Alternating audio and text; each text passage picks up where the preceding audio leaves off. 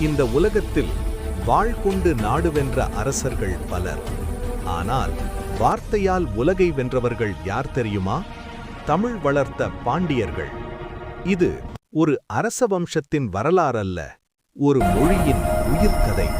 சேரன், சோழன், பாண்டியன் மூவேந்தர்களில் தமிழை தாய் போல தாங்கியவன் பாண்டியன்.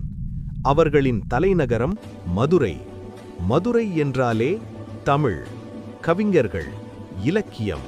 ஒரு மொழிக்காக ஒரு அரசு சங்கம் அமைத்ததா? ஆம், உலக வரலாற்றில் முதன்முறையாக தமிழுக்காக சங்கம் அமைத்தவர்கள் பாண்டியர்கள். முதல் சங்கம் கடலில் மறைந்தது, இரண்டாம் சங்கம் காலத்தில் கரைந்தது, மூன்றாம் சங்கம் தமிழை அமரமாக்கியது. அகத்தியர், தொல்காப்பியர், கபிலர், நக்கீரர் இவர்கள் கவிஞர்கள் அல்ல, தமிழின் தூண்கள். எட்டுத்தொகை, பத்துப்பாட்டு இவை புத்தகங்கள் அல்ல, தமிழ் பேசும் உயிர்கள். காதலைச் சொன்னது தமிழ், வீரத்தைச் சொன்னது தமிழ், அறத்தைக் கற்றுக் கொடுத்தது தமிழ்.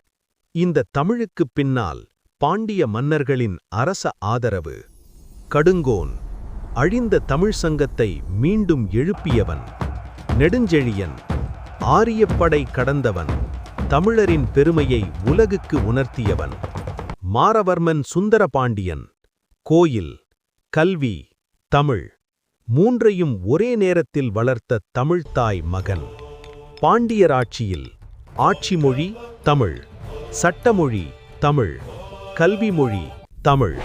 அதனால்தான் தமிழ் ஒரு மொழி அல்ல, ஒரு நாகரீகம்.